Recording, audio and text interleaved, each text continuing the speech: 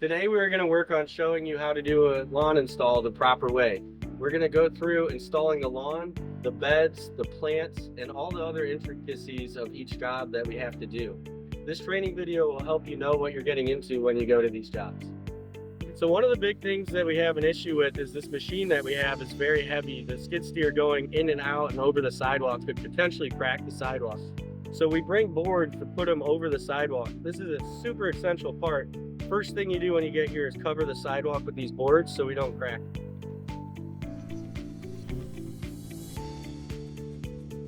So just in case you don't have boards or you forgot them at the shop, we should go back and get them if it's close by. But if it's not, we can take some soil and just mound it over the sidewalk. That will also spread the weight of the machine and prevent the sidewalk from cracking.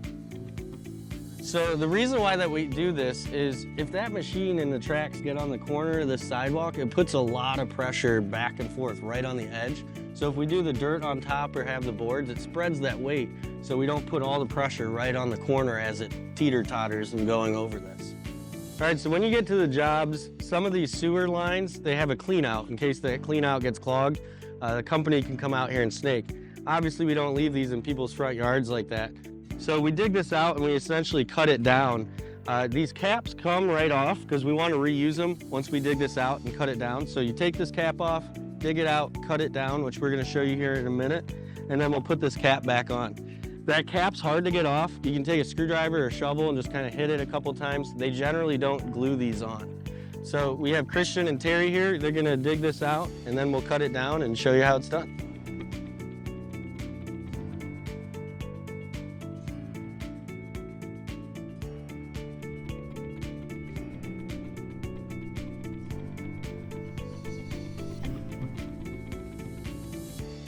So if you cut this and it's not perfectly level, that's okay because this cap's going to cover it. So you just put this cap on. We don't glue them. So if somebody needs to come back and snake this drain, they don't have the same problem getting it off the top. All right. Now this will get totally buried with soil and covered up. You won't even see it in the yard. Now what we do is we'll take an angle grinder and we will mark the concrete right here. So if that guy has to come, he'll know that this pipe is right here. We'll also mark the sidewalk down there so he knows his point where he can find that line. So in the front yard, you'll see there's a blue water main. This is their water line that goes into their house. We want to make sure we don't run over this with the skid steer because we can cause damage to the water line below, and this is their access point. This piece that we took off from the sewer clean out, we can dig this out, put it here, and then bury it so then when we're in the skid steer, we can see where this is at so we don't run it over and break it. All right, so this particular install, there's a new concrete patio here. Sometimes there's paver patios as well. But when the concrete guys pour, sometimes these big chunks are left. We need to clean these up and haul them back to the shop and get rid of them. There's a couple more around here that we need to take care of before we put soil here. On this install, we're gonna be bringing grass up to the edge of this, and we're gonna go over in a minute how we're gonna do the soil and get it prepped and ready for seeding.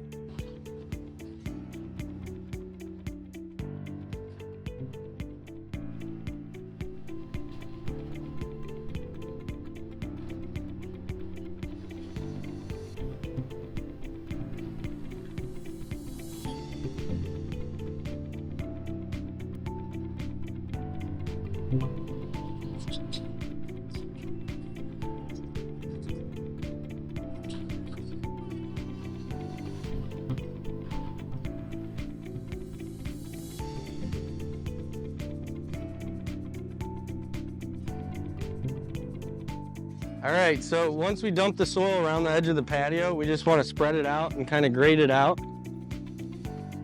As you're doing it, you want to make sure you try and not hit the edge of the concrete with the rake. You know, we might chip it or scratch it a little bit, so we want to be easy with that.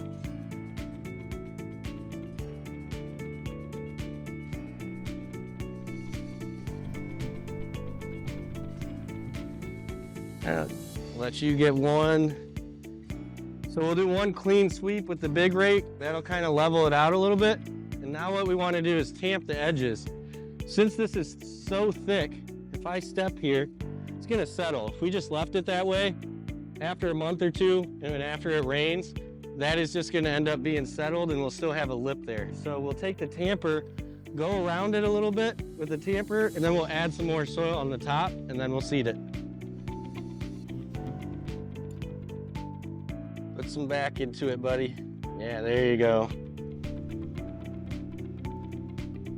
So when we tamp, we just go around the edge. You can see how we compacted that down and there's a little lip. Now we'll take some fresh soil, get it back up to the top, and it'll be ready to be seeded. And now that won't settle. So we mark all the landscape beds with paint, where they're gonna go. This area specifically is gonna get river rock, and there's no plants going in this area. If there were plants going in this area, we would wanna eliminate it and rock hound it, just like we did in the other areas. This is just gonna be river rock with no plants. Our first step, we gotta pull these weeds out of here and just kind of get them out of the ground, pull them out as best you can. Try and get the root ball with it so they don't grow back.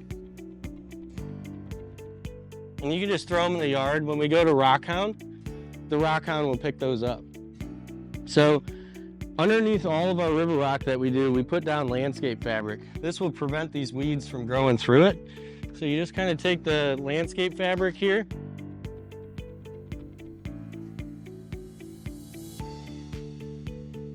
just kind of roll it out and set it in your area.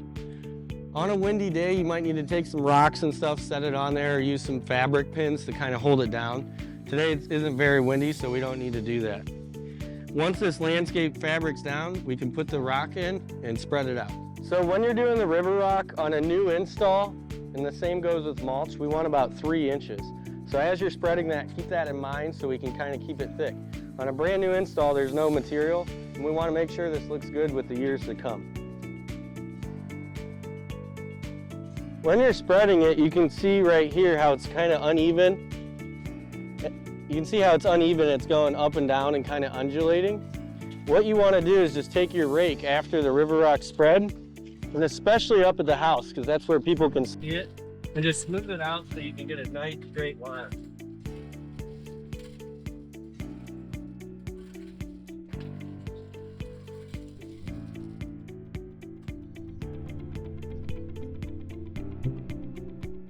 All right, so we install our landscape beds prior to seeding the lawn and getting the soil in the lawn. If we do it afterwards, we're walking over the straw and all the seed and things like that. So we do that first. Here we want to put about 12 inches of soil. It's going to settle 1 inch for every 12 inches. So if we put 12, it's going to end up being about 9 inches high. We are going to tamp that to try and curb it. Then after we get our soil in here, we'll put the plants in, mulch it, and then we'll carry on with the job.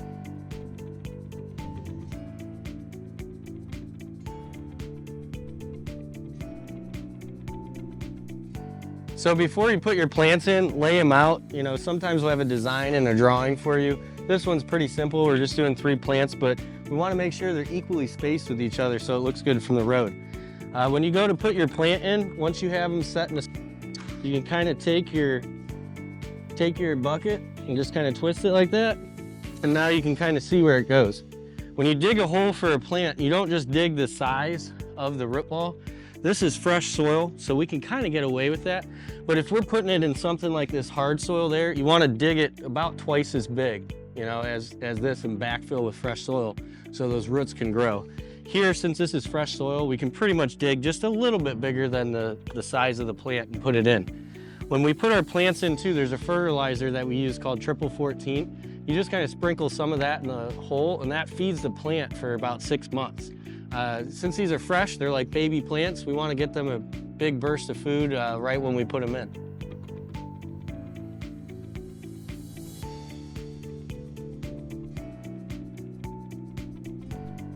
So this is called an eliminator. What this does is it breaks up the ground because this is really hard.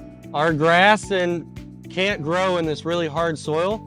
We're going to top dress it with 1 inch of soil, but we still want the roots to be able to go 3, 4, 5 inches in soft soil. The softer the soil is, the better the grass is going to grow.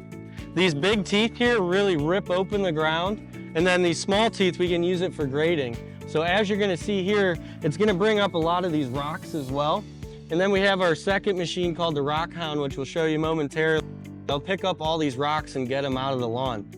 Rocks in the lawn, they always rise to the surface. So as rain goes by and the soil gets around the rock, those rocks just keep coming up to the surface. So it's really important that we get these out of here. All right, so this attachment's called a rock hound. What it does is it picks up all these rocks, as I was saying earlier. It picks up stuff probably about $1/2 size or bigger. This is probably about the smallest thing it's gonna pick up here.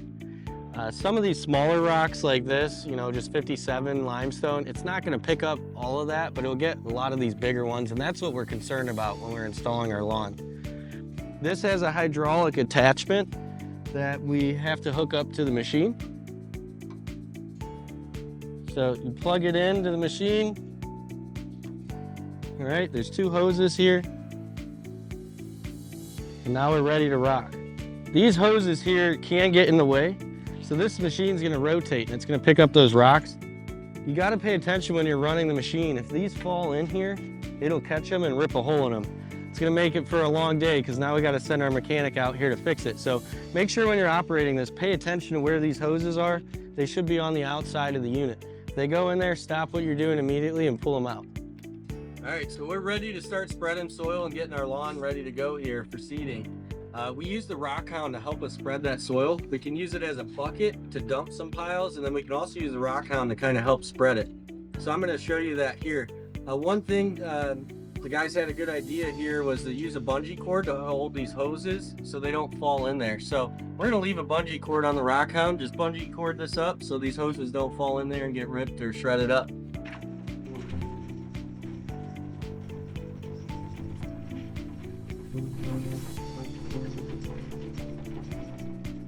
All right, so as you guys can see, we got a good majority of the rocks out of the yard. There was quite a bit before, but that machine does a really good job. Sometimes we gotta go through it 1 or 2, maybe 3 times and go over the same areas. This yard specifically had a lot of rocks, so I went through it all about twice. On these edges though, we can't get everything as that machine doesn't get all the way up to the edge. So, you know, Matt's going around here and raking out these edges so we can get this little bit on the edges cleaned up. It's also important when you go around, we want to have at least 1 inch below the top of the concrete for new soil. So that's super important as well. All right, so we got the dirt in here next to seeding and dirt, but when we're raking, these grading rakes are a huge help to us. You just kind of go back and forth. We want this yard to be nice and smooth, you know, if they have kids playing in it or whatnot. So you just kind of go back and forth with these grading rakes.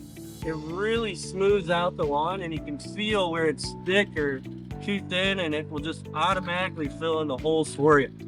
So go ahead and use these grading rakes to your advantage. It makes things a lot easier when you're doing this process. All right, so on the spreaders, we have some different settings here. There's some numbers right here. You can loosen this and adjust that plate.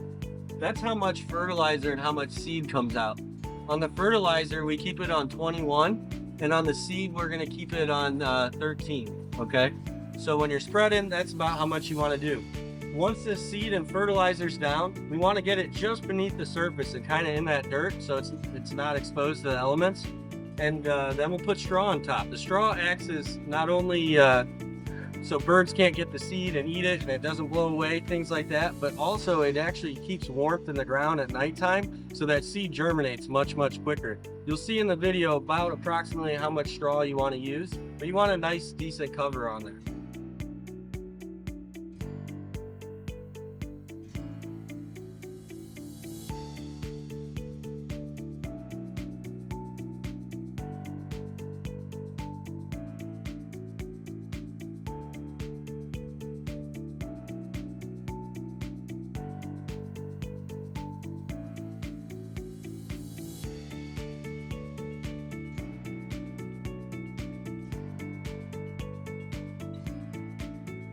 Thank you for taking the time to watch this video. I really hope it answered some of the questions you might have.